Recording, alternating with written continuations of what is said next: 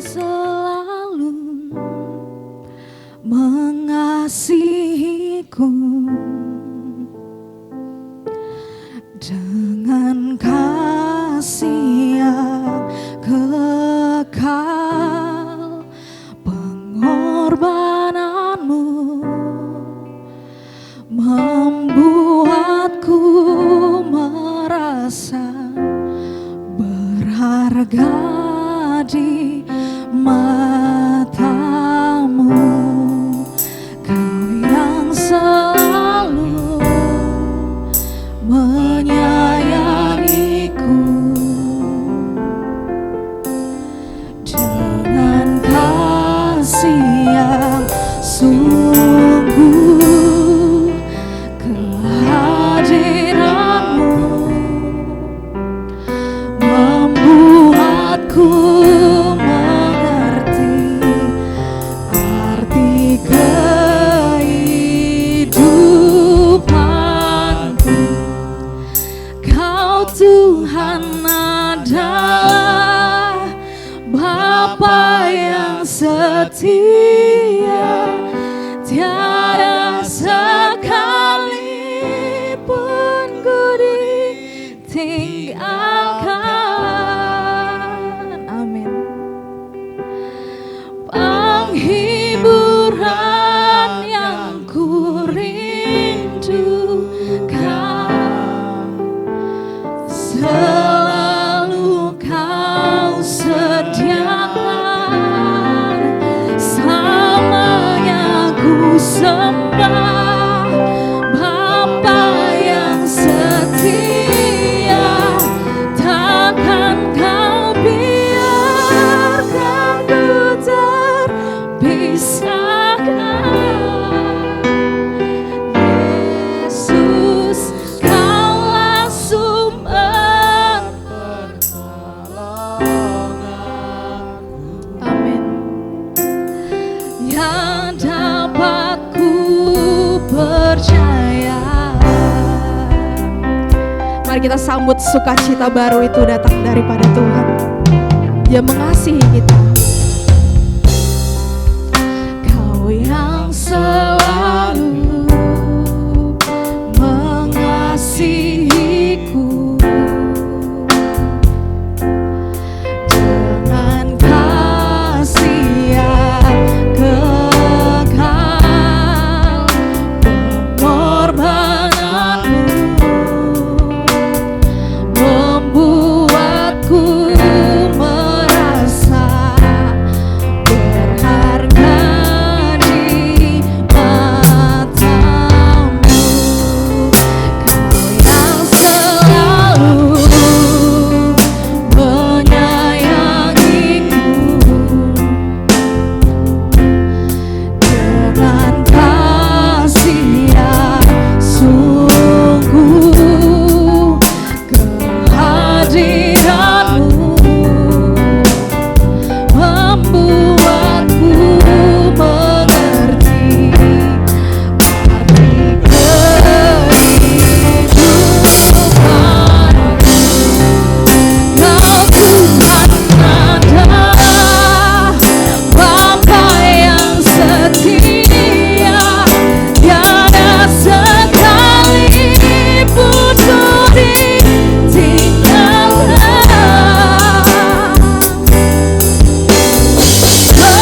Penghiburan yang ku rindukan, selalu kau sediakan.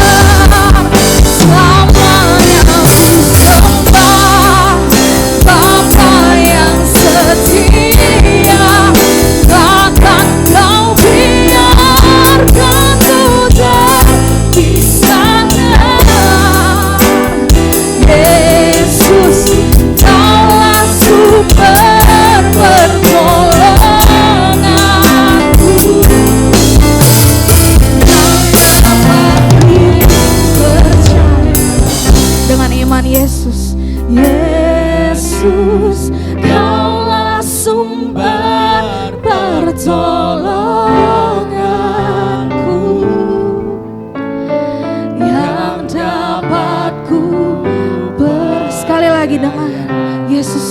sumber, Yesus, Kaulah sumber pertolonganku,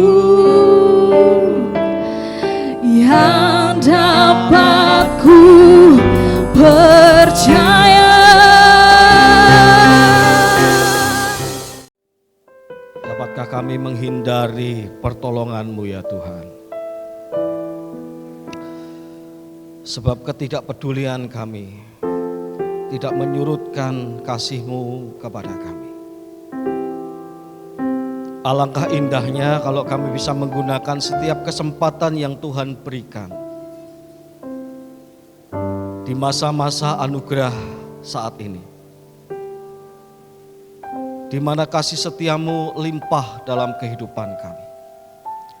Kami tak menyalahgunakannya, tetapi kami mau masuk, mengalami, dan tenggelam di dalam kasih-Mu itu ya Tuhan. Kami akan berbahagia karenanya. Dengan penuh sukacita kami akan berkata bahwa hanya di dalam Engkau ada penghiburan yang sejati. Hanya di dalam Tuhan ada pertolongan.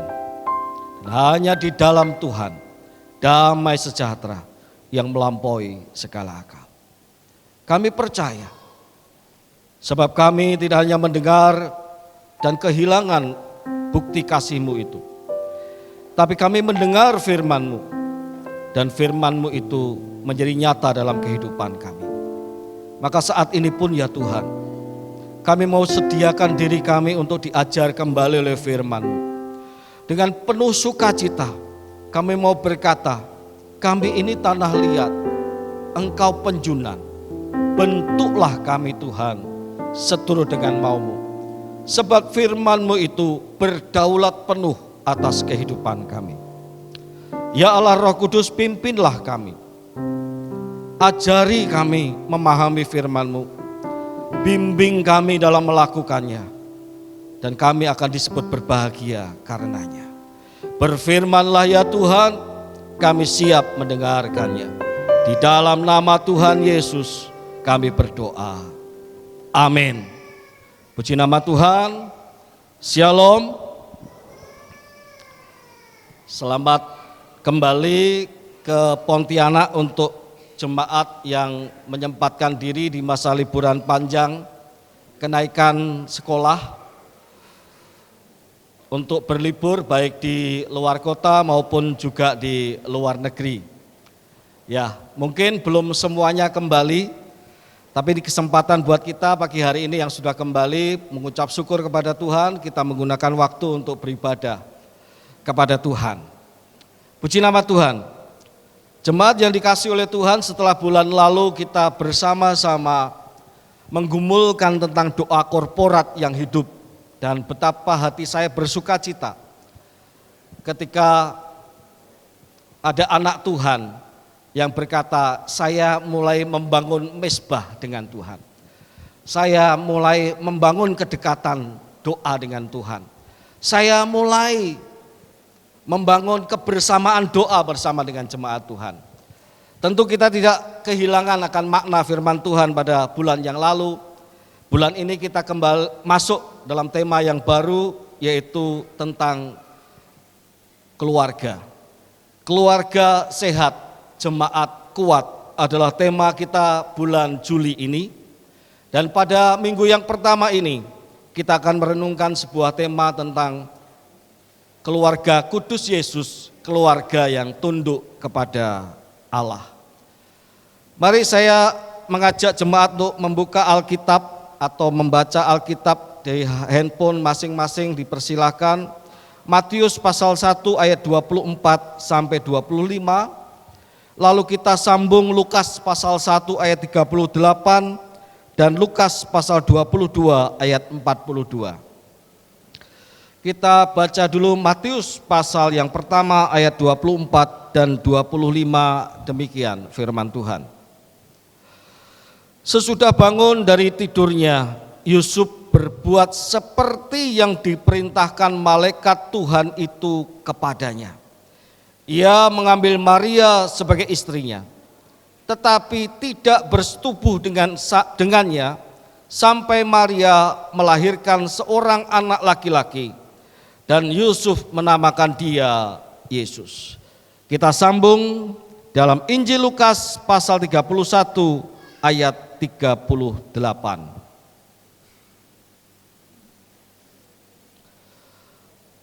Lukas pasal 1 ayat 38. Kata Maria, "Aku ini hamba Tuhan. Jadilah padaku menurut perkataanmu itu." Lalu malaikat itu meninggalkan dia. Kita sambung pasal 22 dari Injil Lukas ayat yang ke-42. Injil Lukas pasal yang ke-22 ayat yang ke-42. Demikian firman Tuhan. "Ya Bapa, jikalau engkau berkenan, ambillah cawan ini dari hadapanku. Tetapi jangan kehendakku, melainkan kehendak-Mu-lah yang jadi." Jemaat yang dikasihi oleh Tuhan, sebuah keluarga yang utuh, suami istri yang setia, mulai dari pernikahan sampai maut memisahkan adalah impian setiap orang. Apalagi ketika dalam kesetiaan itu, keluarga ini menikmati pemeliharaan dan berkat-berkat Tuhan. Tak kekurangan sesuatu apapun dalam kehidupan mereka. Tentu ini menjadi kerinduan saya, keluarga saya, dan saya percaya itu juga menjadi kerinduan jemaat Tuhan. Tetapi keluarga yang utuh, setia sampai maut memisahkan, itu juga tidak hanya dialami oleh orang Kristen. Ada banyak orang-orang di luar jemaat Tuhan yang suami istri kehidupannya itu langgeng. Langgeng itu selalu setia sampai kematian salah satu atau kedua dari mereka. Kalau kita bicara tentang keluarga yang serba kecukupan dalam hal materi, tidak kekurangan sesuatu apapun dalam hal sarana untuk memenuhi kehidupan ini. Itu pun tidak hanya dialami oleh orang Kristen, tetapi orang-orang di luar sana yang tidak mengenal Tuhan sekalipun, ada juga keluarga-keluarga yang menikmati kehidupan dalam serba kecukupan bahkan kelebihan. Pertanyaan yang perlu kita renungkan di sana adalah, apakah kalau kita itu ingin hidup suami istri itu setia sampai maut memisahkan? Kalau kita ingin dalam hidup keluarga kita itu keluarga yang serba berkecukupan, tak kekurangan sesuatu apapun, apakah kita juga ingin bahwa kita dan keluarga kita itu adalah orang-orang yang tunduk kepada Allah? Kalau ditanya pasangan suami istri, apa yang kau harapkan? Yang saya harapkan, Pak, saya seperti janji nikah saya, setia sampai maut memisahkan saya. Puji Tuhan. Apa yang kau harapkan dari Tuhan untuk memenuhi kehidupan keluargamu? Oh, saya tentu ingin Tuhan mencukupkan segala yang perlu buat saya untuk membangun keluarga saya, untuk hidup sehari-hari, bahkan untuk masa depan keluarga dan masa depan anak-anak, semuanya dicukupkan oleh Tuhan. Puji Tuhan. Satu hal yang kita renungkan pagi ini adalah, apakah kita rindu juga bahwa bahwa bapak dan ibu sebagai bagian dari keluarga inti masing-masing mempunyai kerinduan untuk membentuk sebuah keluarga yang tunduk kepada Allah. Ini tentu saya harus berkata terus terang tidak mudah. Kenapa? Karena kata tunduk itu tidak menyenangkan Bapak Ibu. Kata tunduk itu tidak menyenangkan. Karena kata tunduk itu artinya kita mesti di bawah otoritas seseorang. Kata tunduk itu mestinya punya arti bahwa kita itu menghamba pada apa yang ada di atas kita. Kata tunduk itu tidak menyenangkan karena itu artinya kita tidak bisa berbuat semau-maunya kita. Dan terbukti kalau kita bisa di atas, kenapa mesti di bawah?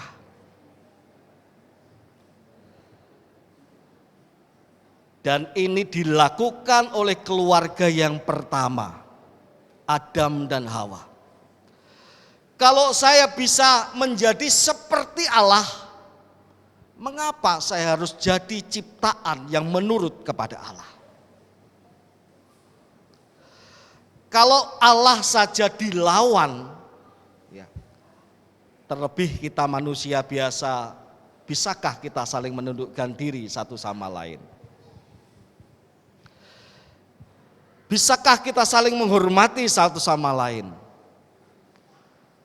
Kalau dasar manusia, keluarga yang pertama, telah gagal menundukkan diri kepada Allah, dan itu terus ada sampai sekarang ini, bahwa tidak mudahnya manusia menundukkan diri kepada orang otoritas yang ada di atasnya, terlebih juga kadang-kadang kepada Tuhan kita tidak tunduk.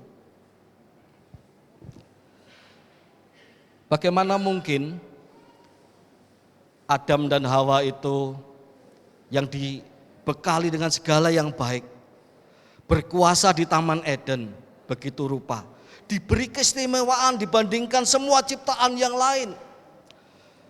Bahkan manusia itu disebut sebagai mahkota ciptaan.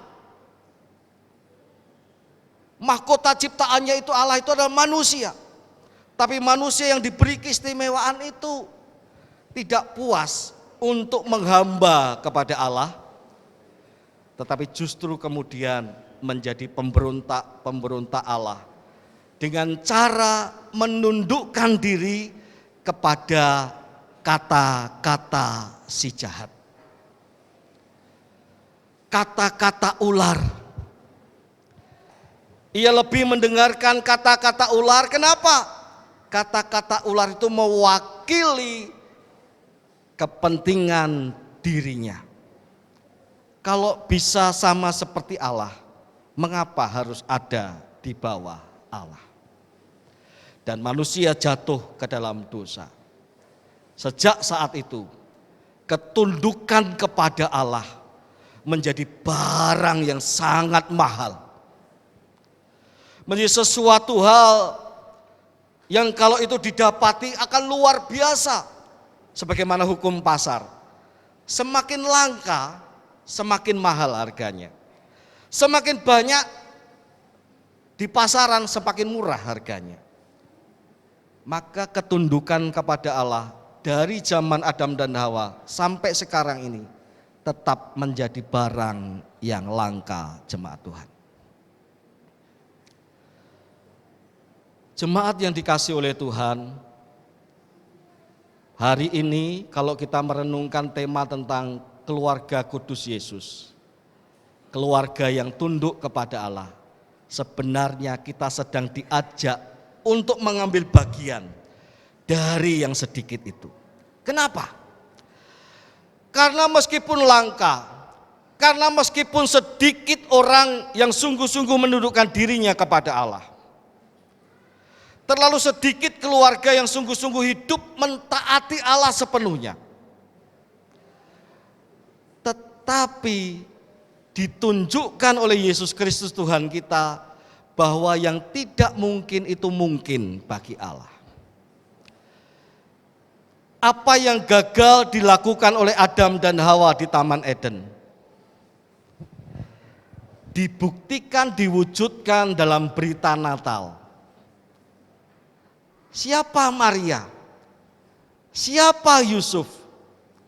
Mereka adalah orang yang sedang bertunangan yang akan membentuk sebuah keluarga nantinya. Sebelum mereka membentuk sebuah keluarga, mereka rupanya adalah miniatur-miniatur orang-orang yang langka, tetapi menjadi bukti bahwa mereka adalah orang-orang yang tunduk kepada Allah. Coba Maria berkata, sesungguhnya aku ini adalah hamba Tuhan. Jadilah padaku menurut perkataanmu itu. Kalau hamba itu artinya dia mesti tunduk kepada tuannya. Kalau Maria menyebut dirinya sesungguhnya aku ini hamba Tuhan, artinya Maria itu tunduk kepada Tuhan. Coba kita lihat Yusuf. Yusuf yang setelah mendapatkan peringatan dari malaikat Tuhan yang berkata, Yusuf, jangan takut engkau mengambil Maria sebagai istrimu, sebab anak yang dikandungnya itu dari Roh Kudus. Ketika Yusuf bangun dari tidurnya, Yusuf kemudian mentaati persis sama seperti yang dikatakan malaikat Tuhan kepadanya. Siapa Yusuf dalam hal ini? Yusuf adalah seorang yang tunduk kepada Tuhan. Sebab mustahil dia menuruti kata-kata malaikat kalau dia tidak tunduk kepada Tuhan. Yusuf kemudian mengambil Maria sebagai istrinya dan tidak bersetubuh dengan dia sampai bayi Yesus dilahirkan. Komitmen seorang hamba ada juga pada diri Yusuf. Komitmen seorang yang mau menundukkan diri ada juga pada diri Yusuf. Terakhir, Yesus Kristus sendiri dalam sepanjang hidupnya lalu tampak sekali ketika dia bergumul di Taman Getsemani. Yesus berkata, ya Bapa, jikalau mungkin lalukan cawan ini daripadaku. Tetapi bukan kehendakku, kehendakmulah yang jadi. Siapa Yesus? Yesus adalah seorang yang menundukkan diri meskipun ia sehakikat dengan Bapa. Tetapi ia menundukkan diri pada kehendak Bapa di surga. Yesus sang putra Allah itu secara jasmani adalah putra Yusuf dan Maria. Ada seorang yang menundukkan diri kepada Tuhan. Jemaat yang dikasihi oleh Tuhan, artinya kita jemaat Gereja Isa Al-Masih Pontianak melihat penundukan diri kepada Allah itu tidak mudah. Membangun keluarga yang menundukkan diri kepada Allah itu tidak mudah. Karena dari sononya, dari Adam dan Hawa sudah timbul akar pemberontakan ketidaktaatan kepada Allah. Tetapi kita sekarang diingatkan bahwa itu mungkin Yesus Kristus yang hadir menampilkan sebuah keluarga, bahkan hadir dalam sebuah keluarga pasangan suami istri yang taat, yang tunduk kepada Allah. Mari sekarang kita bangun dalam diri kita. Ya, ngomong sama kalau ada pasangan suami istri sebelahnya, ya kita tidak boleh lupa untuk bangun keluarga kita yang tunduk kepada Allah. 2, 3, ngomong kanan kirinya, ya, suami istri, ya. Ya. Nah, itu ya. Udah. Ya, mulai malu-malu di sini enggak apa-apa, ya. Tapi ngomong ya. Kita jangan pernah lupa. Meskipun itu tidak mudah, tetapi sangat mungkin di dalam Tuhan, karena Yesus Kristus yang hadir memilih pasangan Yusuf dan Maria, yang keduanya adalah pasangan yang tunduk kepada Allah. Bahkan dirinya sendiri, Yesus adalah pribadi yang tunduk kepada Allah. Ya, Di sini ada adik saya, keluarga bersama dengan keluarga datang. Ya, tadi juga agak malu-malu mau ngomong, mau bangun keluarga yang tunduk kepada Allah. Ya, saya perkenalkan adik saya, suami, istri, anak. Silakan berdiri supaya dikenal jemaat.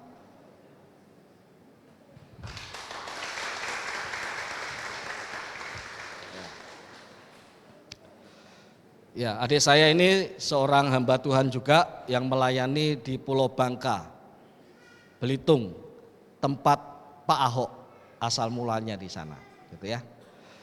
Ya, puji nama Tuhan. Jemaat yang dikasihi oleh Tuhan, sekarang kita melangkah lagi. Mengapa kita orang percaya ini mesti menundukkan diri kepada Allah dan membangun sebuah keluarga yang tunduk kepada Allah? Sebab ketundukan kepada Allah adalah esensi dari penyangkalan diri. Catat ya, penundukan kepada Allah atau taat kepada Allah itu esensi, inti dari penyangkalan diri. Tuhan Yesus berkata di dalam Lukas pasal 9 ayat 23, kalau kamu mau mengikuti aku, kamu harus menyangkal dirimu, memikul salibmu setiap hari, dan mengikut aku. Amin. Jelas ya? Kalau kamu mau mengikut aku, kamu harus menyangkal dirimu, memikul salibmu setiap hari, dan mengikut aku. Jemaat yang dikasihi oleh Tuhan, kita ini orang berdosa, yang tadinya mengikuti kemauan kita sendiri, lalu kita itu diterpa oleh kasih karunia Allah yang membuat kita bertobat, berbalik. Kita yang tidak benar sekarang dibenarkan oleh iman kepada Yesus Kristus. Kita yang tidak kudus, kita di dalam Kristus telah dikuduskannya. Kita sedang berjalan di jalan kasih karunia Allah. Tetapi kehidupan yang lama itu tidak tinggal diam. Kita selalu ingin ditariknya untuk berbalik. Kita ingin selalu ditariknya untuk mengikuti kemauan kita sendiri. Kita ingin direbutnya kembali untuk mengikuti kemauan-kemauan dosa, kemauan-kemauan dunia ini. Makanya Tuhan berkata, kalau engkau mau ngikut aku, engkau mesti menyangkal diri. Karena engkau ingin berbalik pada kesenangan-kesenangan duniawi, engkau ingin berbalik pada kemauan-kemauanmu sendiri, kalau engkau mau mengikut aku, engkau mesti berkata, biarlah kehendakmu Tuhan yang jadi, enyahlah kamu. Aku tidak mau mengikuti kemauanmu lagi dunia, aku tidak mau mengikuti bahkan kemauanku sendiri kalau itu bertentangan dengan kehendak Allah, aku tidak mau. Maka penyangkalan diri adalah gaya hidup sehari-hari orang percaya. Dan esensinya adalah penundukan diri kepada Tuhan. Jemaat yang dikasihi oleh Tuhan, mari kita lihat keluarga kudus Yesus. Maria berkata, ketika ia mendengarkan malaikat datang kepadanya, ini bukan khotbah Natal ya, tetapi saya ingin kutip sedikit. Ketika Maria mendengar kabar, hai salam bagimu orang yang dianugerahi oleh Allah. Lalu Maria bercakap-cakap dengan malaikat, kita tahu semua cerita itu. Lalu malaikat berkata, hai Maria, engkau sesungguhnya engkau akan mengandung. Lalu Maria berkata, bagaimana mungkin? Bukankah aku belum bersuami? Lalu malaikat Tuhan berkata bahwa bayi yang dikandungnya itu dari Roh Kudus, bukan benih manusia. Harusnya Maria kalau tidak menyangkal diri, ogah Tuhan, enggak suka aku. Aku mau ikuti jalanku sendiri lah yang aman saja. Nunggu aku nikah dengan Yusuf baru aku mengandung. Tetapi Maria menyangkal dirinya dan itu sebagai wujud dari ketundukannya kepada Allah. Harusnya Yusuf yang berniat menceraikan Maria secara diam-diam, ketika mendapatkan berita dari malaikat, Yusuf kalau mengikuti kemauannya sendiri akan berkata, lebih enak, lebih afdol kalau aku ceraikan Maria. Masa bodoh dengan kehendak Allah, masa bodoh dengan kemauan Allah, yang penting aku selamat dari celaan orang. Apa kata orang kalau aku mengambil Maria dalam keadaan dia sudah mengandung? Tetapi karena Yusuf itu seorang yang menyangkal diri, ia mematuhi perintah Allah lebih daripada kemauannya sendiri. Yesus Kristus saya tidak perlu tampilkan lagi. Dia seorang yang sungguh menyangkal diri. Filipi pasal 2. Ia mengosongkan dirinya menjadi sama seperti kita manusia, dan dalam keadaannya sebagai manusia dia taat mati di kayu salib. Jemaat Tuhan, apakah mari kita lihat diri kita masing-masing. Apakah kita sebagai suami, kita masih mencintai istri kita, masih mengasihi istri kita sama, bahkan kalau bisa lebih ketika kita pertama kali menikah? Apakah kasih itu masih ada? Sama, tak kurang. Bahkan semakin sempurna dan semakin baik. Ataukah kita sudah tergerus kasih kita itu karena terlalu banyak kita dapati, kita kenali dalam diri suami kita yang tidak menyenangkan kita. Meskipun suami kita tetap orang yang takut akan Tuhan, tidak macam-macam, karena hanya 1-2 hal tidak bisa memenuhi keinginan hati kita. Apakah suami masih bisa mengasihi istrinya? Kalau ada di dalam diri suami 1-2 hal yang tidak bisa menyenangkan diri suami. Apakah istri engkau tetap tunduk kepada Allah dengan mewujudkan yang engkau menghormati suami, mematuhi suamimu? Apakah karena perjalanan pernikahanmu lalu engkau melihat 1-2 hal dalam diri suamimu yang tidak bisa menyenangkan dirimu? Suamimu baik-baik saja, suamimu bukan orang yang jahat, tetapi engkau tidak bisa lagi menghormatinya sama seperti dulu karena 1-2 hal tidak masuk dalam hatimu.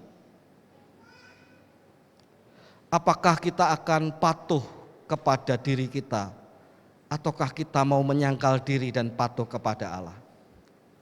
Sehingga kita berkata, sampai sekarang meskipun dirimu tidak sempurna, tetapi aku tetap mencintai dan menyayangimu. Sampai sekarang, meskipun dirimu itu tidak sempurna, aku tetap mau menghormatimu. Amin. Amin, jemaat. Anak dan orang tua, apakah anak masih mau menghormati orang tua? Pak, orang tua saya itu kurang perhatian sama saya. Pak, orang tua saya itu tidak selalu seperti orang tua itu loh Pak, yang selalu kalau anaknya minta apa dipenuhi. Orang tua saya enggak Pak, banyak janji, banyak ulur waktu, enggak punya uang ini, harus lebih mengutamakan itu. Anak-anak, apakah engkau mau menyangkal dirimu dan berkata, bagaimanapun juga orang tuaku adalah yang terbaik? Orang tuaku tetap aku harus hormati di dalam segala kelemahannya. Amin, anak-anak muda.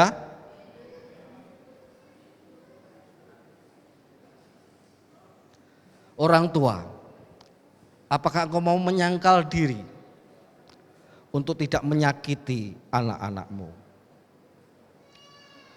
Oh Pak, saya orang tua kan punya otoritas. Anak itu mau saya lempar, mau saya banting, kan saya itu anak-anak saya. Produksi dalam negeri kan begitu. Oh enggak. Apakah kita mau mendengarkan firman Tuhan? Hai bapak-bapak, termasuk juga saya mau katakan, hai ibu-ibu. Jangan buat hati anakmu menjadi kecut.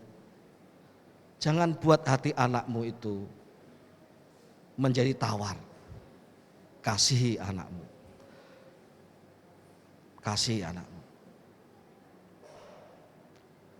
Kalau kita bisa berbuat salah Bapak Ibu, tapi dalam setiap kesalahan mesti kita selesaikan dengan meminta maaf dan memaafkan. Ya, harus meminta maaf dan memaafkan. Orang tua memaafkan anak, anak meminta maaf pada orang tua. Bahkan kalau itu kehendak Tuhan, orang tua juga bisa meminta maaf kepada anak dan anak juga memaafkan. Belum kurang dari 1 minggu jemaat yang dikasihi oleh Tuhan, saya berbuat salah kepada anak saya. Anak saya itu latihan drum dengan Pak Heru, ya. Ya latihan drum sudah saya bangunkan anak saya. Tapi tidur lagi. Sampai telah 30 menit. Maka tanpa saya sadari, tangan saya melayang dan memukul dia. Ketika itu terjadi, saya menyesal luar biasa. Saya suruh dia bangun, lalu minta maaf ya sama Pak Heru, saya bilang begitu. Kamu terlambat 30 menit. Selesai latihan drum, saya panggil dia di kamar dengan saya. Lalu saya bilang dengan dia, Deo, tahu enggak betapa Papa menyesal sekali sudah memukul kamu. Maafkan Papa ya. Papa bukan Papa yang sempurna. Maafkan Papa. Lalu Deo menjawab, iya Pak, Deo juga salah. Maafkan Deo. Kalau saya tidak belajar menyangkal diri, mungkin akan saya biarkan. Nanti kan normal-normal sendiri. Ya pasti normal sendiri. Tetapi indahnya kalau kita menundukkan diri pada kehendak Tuhan, menjadi seorang ayah yang mau juga membuat hati anaknya tidak kecut, yaitu meminta maaf dan memaafkan. Yang terakhir, jemaat yang dikasihi oleh Tuhan, kata tunduk itu memang tidak menyenangkan. Kata tunduk itu artinya diperbudak. Bukankah seorang tuan akan menuntut tunduk dari hamba-hambanya dan tidak boleh membantah setiap diminta untuk melayani? Karena kalau sampai seorang hamba tidak melayani tuannya, ia bisa dipecat. Ia bisa diperlakukan kalau zaman dulu dalam budak-budak, dia bisa diperlakukan seturut dengan kemauan tuannya. Dunia ini penuh dengan upaya untuk saling menundukkan satu sama lain. Aku hari ini hamba, aku tunduk kepadamu. Tapi jangan salah ya, suatu saat kamu tuan bisa aku tundukkan. Kalau aku lebih daripada engkau. Kalau hidupku menjadi lebih baik daripadamu, kamu akan tunduk kepadaku. Hiroshima dibom tanggal 6 Agustus tahun 42. Nagasaki dibom tanggal 9 Agustus 1942. Tujuannya apa? Hiroshima dibom oleh Amerika Serikat, belum. Jepang belum menyerah. Nagasaki dibom, belum. Jepang baru menyerah dan bom berhenti. Orang mesti ditundukkan dengan kekuatan. Kamu mesti tunduk. Kalau enggak, tak hancurin kamu. Maka orang tunduk itu dengan perasaan takut. Orang tunduk dengan perasaan gemetar. Tapi saya mau katakan hari ini, Allah meminta kita tunduk kepadanya. Bukan karena ancaman neraka. Neraka adalah konsekuensi kegelapan artinya tiadanya terang. Kalau orang tidak hidup dalam terang, ia hidup dalam kegelapan. Tetapi Tuhan yang ia sodorkan adalah kasih. Tuhan tidak menundukkan kita dengan ancaman. Tuhan tidak menundukkan kita dengan gertakan. Tuhan tidak menundukkan kita dengan beringas. Tetapi Tuhan tundukkan dia dengan kasih-Nya. Perjamuan suci yang akan kita terima bukankah kasih Allah? Kasih Allah yang meluber dalam diri kita itulah yang membuat kita berkata, Tuhan, tidak ada kata lain kecuali aku menghamba kepadamu. Tidak ada kata lain kecuali aku menyangkal diri. Tidak ada kata lain kecuali aku menundukkan diri. Kenapa tak bisa kubalas kasih-Mu? Siapakah aku Tuhan sehingga Engkau begitu mengasihi aku? Tuhan tidak pernah menundukkan kita dengan ancaman, tetapi Ia berikan kasih-Nya kepada kita semuanya. Masakan kita tidak menjadi pribadi yang tunduk kepada Allah? Masakan kita tidak membangun keluarga yang mau tunduk kepada Tuhan? Saya tutup dengan sebuah kesaksian. Di sekolah Salomo ini, ketika saya menjadi ketua yayasan, saya berkantor seminggu sekali di kantor sekolah bersama dengan guru-guru. Dalam sebuah kesempatan saya lihat ada seorang guru kita yang sedang melayani seorang anak yang berlintang air mata. Saya dengar dengan telinga saya sendiri, anak ini berkata, aku mau bakar bapakku, aku mau bunuh bapakku. Anak ini belum genap 10 tahun, karena dia masih di kelas-kelas awal. Sudah timbul kebencian begitu rupa kepada ayahnya. Dan akibatnya, ia tidak merasa disayangi siapapun juga. Tidak ada orang yang sayang. Guru kita itu berkata, ibu sayang sama kamu. Enggak, ibu enggak sayang sama aku. Enggak ada sama sekali yang sayang sama aku.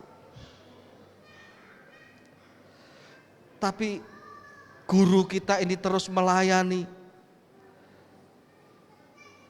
Kadang-kadang saya lihat ikut meneteskan air mata dengan anak yang menangis. Enggak nak, ibu sayang sama kamu. Anak ini dipeluk, didoakan. Saya lihat sendiri dengan mata saya, didoakan, dilayani begitu rupa. Anak yang dulu penuh dengan kemarahan, saya mau saksikan ini ya, berubah 180 derajat. Sekarang anak itu ceria, tak lagi dikuasai oleh kemarahannya.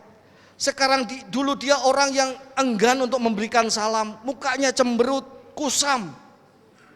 Tapi sekarang saya setiap pagi mau ngantar anak saya sekolah ke Purnama sana, ketemu dengan dia selalu berkata, Pak Denny selamat pagi. Apa yang membuat anak ini berubah? Bukan ancaman, bukan gertakan, tetapi kasih yang mendalam. Kasih Kristus yang dialirkan oleh guru kita itu mengubah hidupnya. Jemaat yang dikasihi oleh Tuhan, kalau kita mau tunduk kepada Allah dan membangun keluarga yang tunduk kepada Allah, sama seperti keluarga Yesus, keluarga kudus Yesus yang memperbaharui keluarga Taman Eden, ingin mengembalikan keluarga kita kembali ke Taman Eden itu dan tidak mengulang kesalahan yang sama. Semata-mata bukan karena ancaman, tetapi karena kasih Allah begitu lubernya diberikan dalam hidup kita. Karena kasih Allah itu begitu luar biasanya mengalir di dalam keluarga kita. Mari pagi hari ini, kalau begitu ya Tuhan, siapakah aku Aku mau tunduk kepadamu. Aku mau lakukan firman-Mu. Aku mau bangun keluargaku dalam ketundukan kepadamu. Aku mau mengasihi istriku. Istri-istri berkata, aku mau menghormati suamiku. Orang tua akan berkata, aku akan perhatikan anak-anakku. Anak-anak akan berkata, bagaimanapun aku tetap akan hormati ayah ibuku. Sebab demikianlah yang diperintahkan Tuhan kepadaku. Roh Kudus menolong kita. Roh Kudus memimpin kita melakukan firman-Nya. Amin.